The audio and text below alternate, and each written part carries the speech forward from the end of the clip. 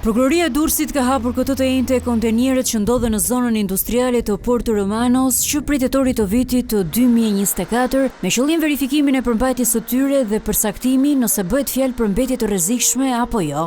Tashmë pritet që mostrat e marra t'i nënshtrohen analizave laboratorike për të përsaktuar saktësisht përbërjen dhe nivelin e rrezikshmërisë. Hetje po drejtohen nga Prokuroria e Durrësit, e cila ka kërkuar transparencë të plotë për këtë proces dhe për çdo të dhënë që lidhet me përmbajtjen e kontenierëve.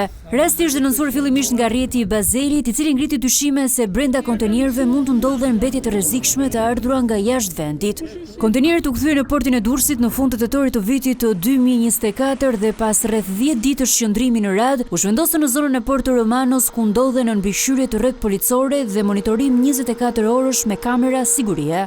Kontenierët ndodhen në anijen Moliva, e cila me 2100 ton mbetje industriale pas 3 muajve lundrim në det mbërriti në Shqipëri në portin e Durrësit.